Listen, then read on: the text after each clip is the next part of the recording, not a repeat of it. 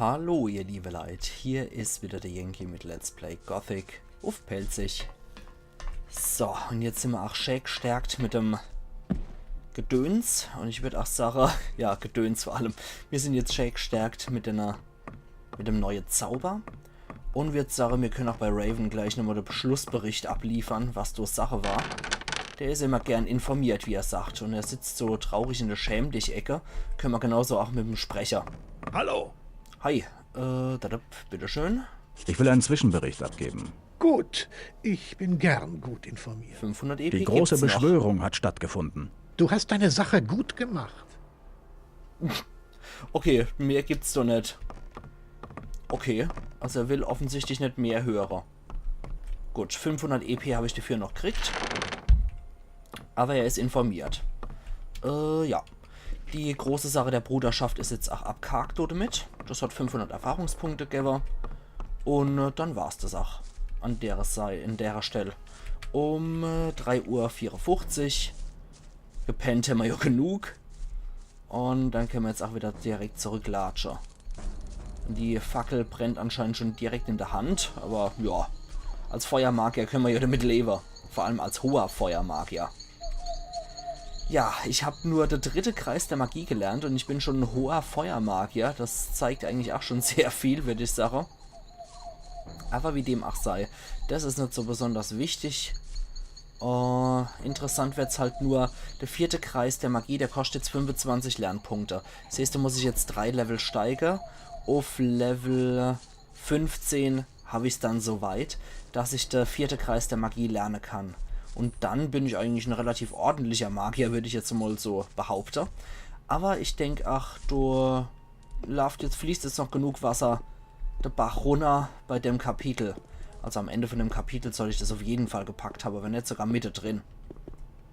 3 Levels, die fliegen jetzt eigentlich relativ, die Levels, wenn ich jetzt gegen Orks kämpfe. Weil Orks, die geben schon ordentlich Erfahrungspunkte. Das sind eigentlich auch ziemlich taffe Gegner, die Viecher. Jetzt kommen die eigentliche Gegner, würde ich mal sagen. Wobei die Khorinis-Orks wird ja später auch unterschieden. Es gibt Khorinis-Orks und es gibt Myrtana-Orks. Die Myrtana-Orks, die sind eigentlich eher, ja, zivilisierte Kriegervolk eigentlich eher. Wird man so, boah, ich würde es jetzt eher so mit Wikinger gleichsetzen, diese Myrtana-Orks. Die sind halt schon relativ kriegerisch veranlagt und haben nachher entsprechend die Kultur, die auf Krieg aufgebaut ist. Und sie besitzen auch ein paar Schamane in ihre Kriegsclans. Aber trotz allem, diese Orks sind durchaus zivilisiert, könnte man sagen. Während die Khorinis-Orks eher recht primitive Orks sind. Sprich, die sind ja wie Ureinwohner, könnte man eigentlich sagen. Und sind halt noch sehr stark mit dem Land verbunden. Das sind die Orks, mit denen wir in Gothic und in Gothic 2 zu tun haben. Während die Orks aus Gothic 3 halt wirklich diese Festland-Myrtana-Orks sind. Ich denke, das kommt auch wahrscheinlich durch die ganze Begegnungen mit den Menschen, die schon gehabt haben, dass die entsprechend auch anders drauf sind als diese Insel-Orks. Ist aber halt auch bei Menschen nicht anders. Unterschiedliches Gebiet, unterschiedliche Leute. Okay. Da können wir jetzt direkt nochmal speichern. Da würde ich gerade hier das hier nehmen. Und dann nehmen wir auch nochmal unseren Feuerball. Beißer. Batsch. Oh. Ui. Okay, das ist nicht schlecht. Den Feuerball muss ich anscheinend aufladen, einmal. Noch einmal. Die Erkenntnis war nicht schlecht. Ein normal geworfener Feuerball macht ein bisschen Schaden. Und... so. Okay. Na gut. Dann muss der Rest halt per Hand passieren.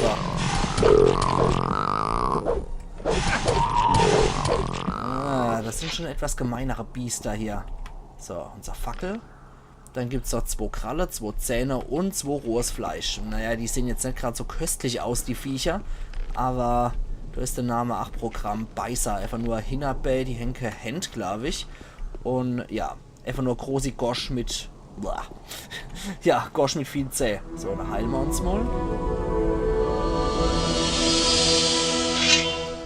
Es ertönt epische Musik, wenn ich mich heil. Das sagt doch schon alles, oder? Ah, da ist ein Orki-Borki. Kümmern wir uns mal um den Ork-Jäger. Und... Hallo, Ork? Ui. Noch einmal. Ups. Nicht ganz gekillt. Puh, also 2 Feuerbälle verursachen fast den Tod bei den Viecher. Kruschwarok sind denn ihre Waffe. Und sie selber kann ich leider nicht looten. Okay, was ist dann ein Kruschwarok? 45 Schade macht's und 25 Stärke braucht's. Und es ist eine 2-Handwaffe für uns. Für Orks ist es eine Einhandwaffe. Puh, allerhopp. Dann den ich aber auch Sache. So ein paar Heilkräuter könnte ich mir durchaus reinzwirbeln. So, und dann noch so ein Pilz. Also ein bisschen Fleisch. Und dann bräuchte ich noch das Kraut des Raben. Und hier diese Blutbuchensamen für 5 Mana noch. So, wunderbar. Also als Eröffnung ist dieser Feuerball nicht schlecht. Aber, ups, der Ork hat uns schon erspäht. Na gut, dann komm mal her, du. Das war ein Crit.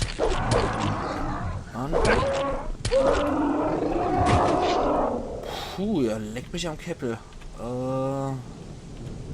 Die 6 war die Heilung, genau.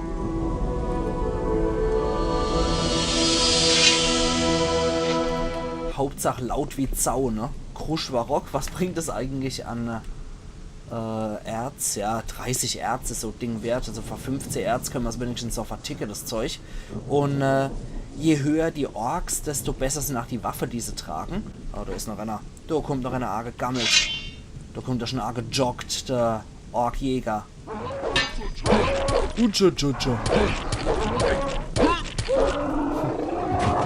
Aber Hauptsache geschnauft wie Sau.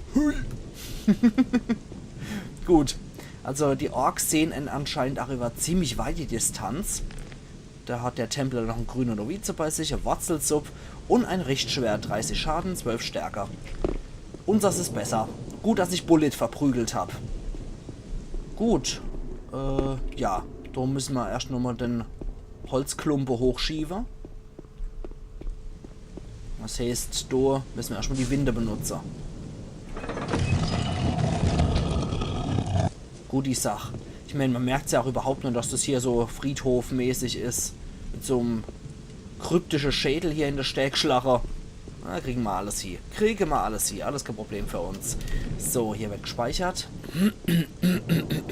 So nebenbei mal. Und dann gehen wir jetzt mal hier rein in den orkischen Friedhof. Okay. Hier sieht es ja auch schon reizend aus. Ich glaube, ich sollte die Sicht lieber mal so ein bisschen schräg von over kommen lassen. Aber wir können hier Pilze pflücken. Das ist doch die Hauptsache, oder? Hier sind ein paar Menschenschädel aufgespießt, aber so what? Die dienen ja hier nur als Deko für die eigentliche bestattete Orks. Also über Kultur verfügen sie ja auch, wenn sie einen Friedhof haben. So viel muss ich in Amok stehen. Okay. Hallo Orkibus, Orkspeer.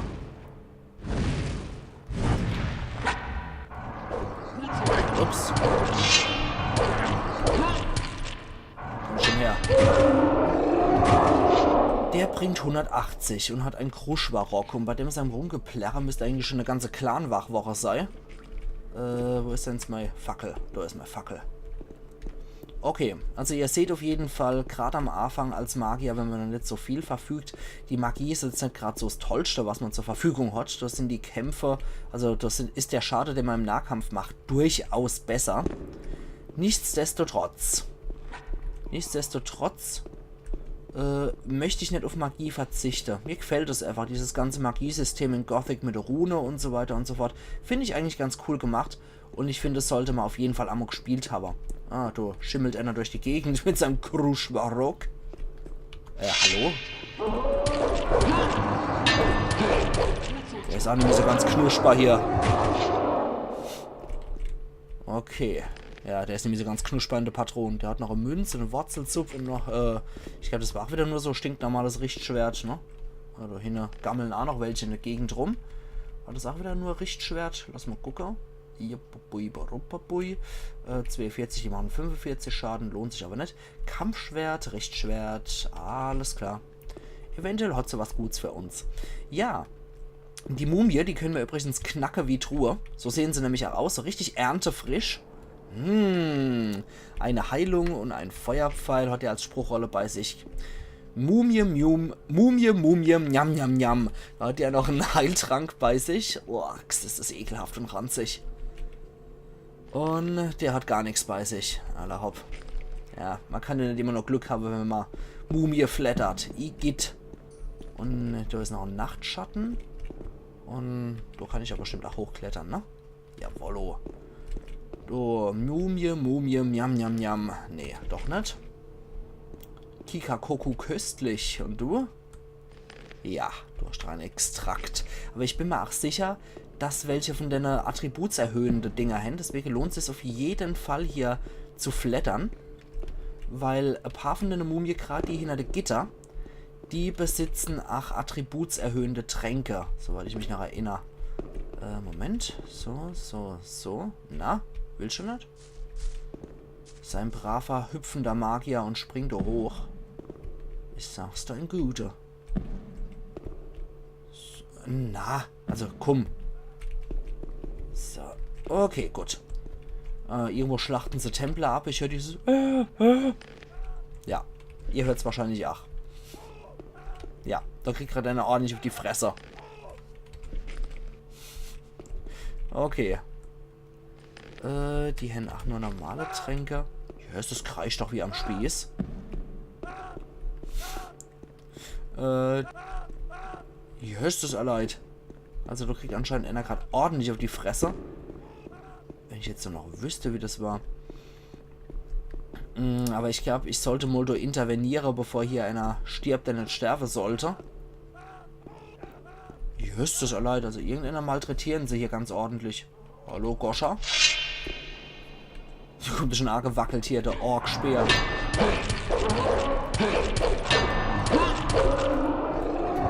Und sein Kumpel ist irgendwie ach zu blöd für alles, wie es aussieht. Der Ork-Speer dort drüber, der rennt einfach nur die ganze Zeit dumm im Kreis. Und? Okay, der ist vorher da.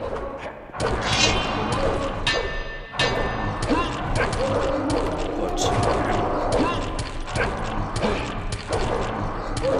Also, in der Hierarchie der Orks sind anscheinend die Speer ganz unten und dann kommen die Jäger. Also irgendeiner wird hier abgestochen, wie es aussieht. Und wie es klingt. So, erstmal so ein Tränkchen gekippt. Ja, ich glaube, ich sollte mich erstmal um die Quelle von dem Gekreische kümmern, bevor ich da nochmal Mumie flattern gehe. Oh, da hat aber was Schönes gehabt. Was war dann das für Shiny Waff? Was war dann das für Shiny Waff, die er gehabt hat? Ein Kriegsschwert, 34, Schaden für 14, Stärke. Ja, da ist immer noch das vom Bullet tatsächlich besser. Na gut. Aber wenn das Gekreische hier auch... Na, ich glaube, das hat aufgehört. Jetzt hat es aufgehört. Ja, wie dem auch sei. Bei den Simpsons, wo sie dann in dem Boot sind und sie werden mit dem Netz runtergelost ins Meer, damit sie ersaufen und halt nur die Unne bleiben Unne und die over im Netz sind, die schwimmen halt over rum. Und dann meint danach einer, ja, was ist denn mit denen, die da unten sind? Und da haben wir nur, das sind die tapfersten von uns allen. Oh, mich hat was ins Bein gezwickt. Jetzt hat's aufgehört. Und, yep. Rote Moll, wer nicht hochkommt, weil das Springsystem hier so räudig ist. Und, ach Mensch, komm schon. Ach, das darf doch nicht wahr sein, als. Das darf als doch echt nicht wahr sein. In mancherlei Hinsicht ist dieses System in Gothic 1 echt unter aller Kanone. Komm. Alter. Leider verfüge ich nicht über einen Schwebezauber oder ähnliches. Sowas gibt's auch leider in Gothic nicht. Ey, es ist so immens schäbig. Das mit dem Springen ist als echt immens schäbig. So, da. Der hat nix. Wie sieht's mit euch aus? Mumien Boys. Ja, der hat einen Heiltrank, magisch und für Mana. Der hat 3 Heiltränke noch. Das ist schön. Dann gab es da draußen noch einen Schalter, den ich drücken kann. So. Jetzt schieben sich irgendwo die Gitter fort. Und... Also ich kann es also nicht fassen, den Scheiß hier. Komm schon. einfach nur Not, Ra und hoch. Was ist dann dein Problem, Mann? Springst doch, bist du hoch. Was Gothics Problem? Yankees sagen Gothic Schwachkopf. Okay, da kommen wir nicht hoch. Nee. Nee, da macht er nur der Frosch. Und hier...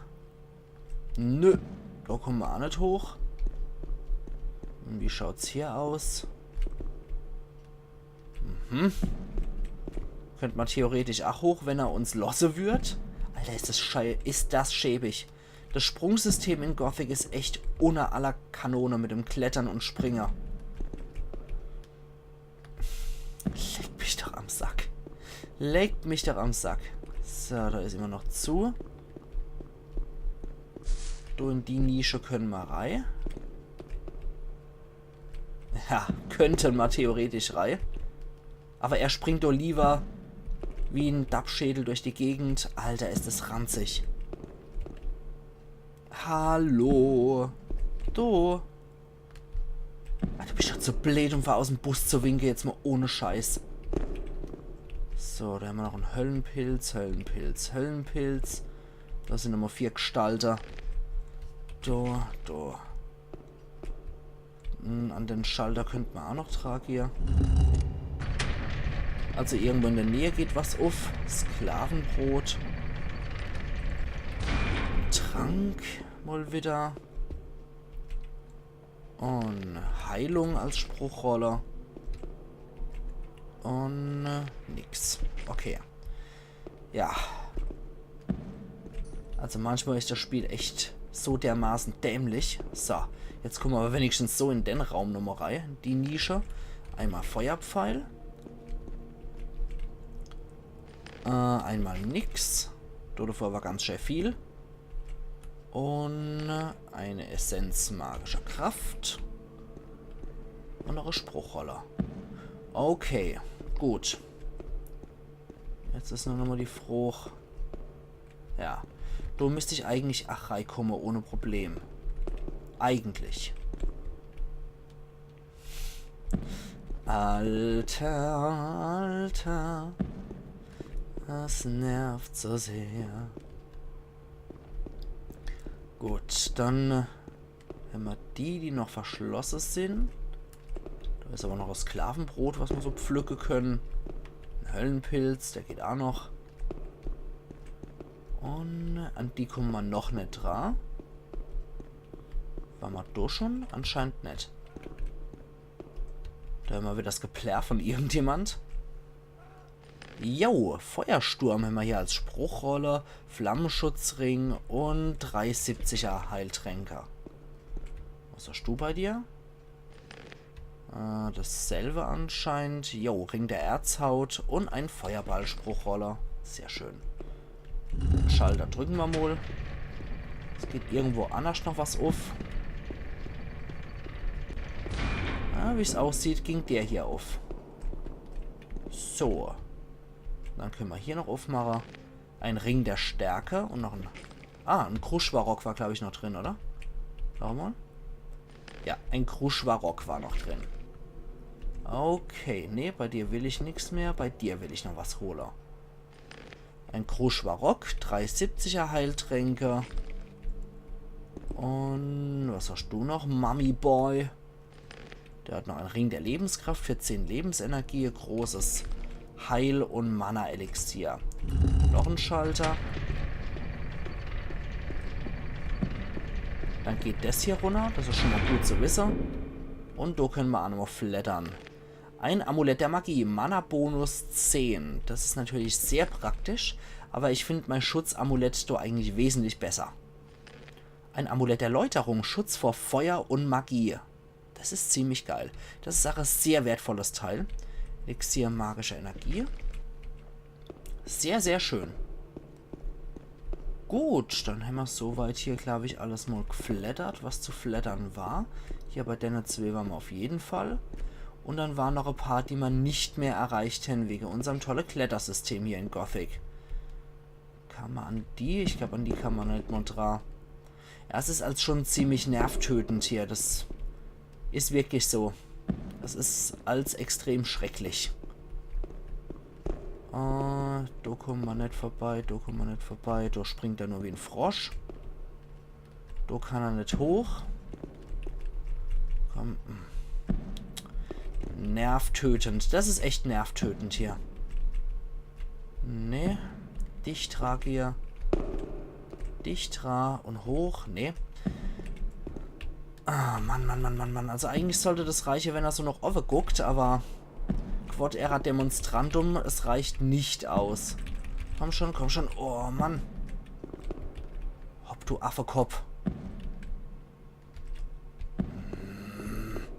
Vielleicht auf dem Rückweg. Vielleicht schaffen wir es auf dem Rückweg. Dann haben wir ja schon. Probieren wir es jetzt nochmal hier. Also eigentlich sehe ich echt das Problem nicht. Das ist relativ eben. Und er müsste sich da eigentlich echt gut festhalten können. Aber das Klettersystem. Das Klettersystem. Nee. Komm schon. Das ist ätzend. Das ist einfach nur ätzend. Bei denen war ich auch noch mal drin, glaube ich. Da liegen ja auch keine Pilze oder so mehr auf dem Boden. Und bei denen habe ich auch geflattert, soweit ich weiß, ja. Bin mir ziemlich sicher, deswegen mache ich jetzt gerade noch einmal. Aber ich mache gerade noch einmal zur Kontrolle. Ich bin mir auch sicher, dass bei irgendwelchen Nische hier auch ein attributserhöhender Trank mit dabei war. Wahrscheinlich bei denen, wo ich nicht rankomme. Ironie und so. So, schauen wir nochmal. Bei dem da kam ich auch nicht hoch. Komme ich da hoch? Und da eventuell mit dem Froschsprung dann rüber? Schauen wir mal. So, ne. Ja, toll, toll. Jetzt hat er sich aufgehängt. Super geil. Ne, da geht gar nichts mehr. Ne, super geil. Er hat sich hier aufgehängt. Geiler Scheiß. Leck mich am Arsch. Leck mich doch am Arsch. Habe ich es jetzt schon mal gespeichert? Klasse. Na gut, dann würde ich sagen, ihr liebe Leute, ich mache an der Stelle jetzt hier meinen Cut. Ah, doch nicht. Puh, das war Schwein gehabt. Das war Schwein gehabt. Dann sofort mal hier speichern. Das war ja echt Schwein gehabt. Gerade noch so. Gewitter erleid. Also manchmal hat man auch ein bisschen Glück. Aber in dieses eigentliche Pech bin ich ja nur dadurch gerotet, dass ich hier nicht hochkomme. Was ich schon ziemlich dämlich finde. Naja. Es ist zum Kotze. Es ist echt zum Kotze. Also, gerade bei der Höhle, weil da muss ich ja dann hochgehen. Warte mal. In die kommt da noch nicht Morei. Jetzt verarsch mich aber nicht. Also, nee, komm. Nicht mal da komm, Strei, du Hanebampel. Also, komm. Das darf doch nicht wahr sein. Komm, wenn ich eventuell irgendwie... Eventuell so, mit dem Schwert noch in der Hand. Also das darf doch echt nicht wahr sein. Nee. Nee, das ist ja schon echt peinlich. Das ist richtig peinlich hier. Es ist frustrierend, vor allem wie die Sau. Es ist echt frustrierend. Also, eigentlich wäre jetzt die Zeit gekommen für den Cut, aber ich bin gerade so frustriert, dass ich noch ein paar Orks moschen will. Die müssen jetzt leider herhalten. Das frustriert mich gerade sehr und verstört mich auch mindestens so sehr, wie es mich frustriert. Frust im Friedhof, so sieht's aus. Ah, die kloppen immer noch munter auf den Hanselei. Na gut, den können wir ja wenigstens noch retten. Also die Hände jetzt anscheinend die ganze Zeit, wo ich hier durch die Gegend kupst bin, haben die denn anscheinend jetzt die ganze Zeit verprügelt. Naja, pflücken wir auch noch. Der hält ja noch ein bisschen länger durch, oder? Ach Gott. Ups, den wollte ich doch gar nicht. Ich wollte doch gar nicht den Balukor verprügeln.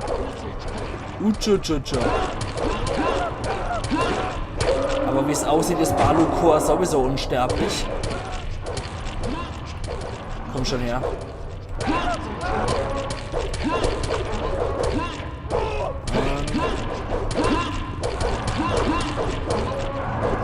Also die Orks konzentrieren sich ja nur auf Ups, nur auf den Typ.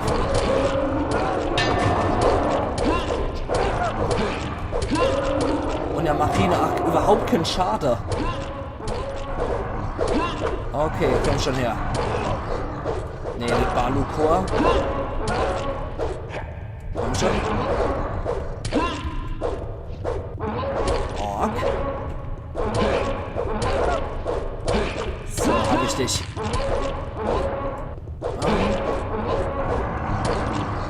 Hallo? So, Eva.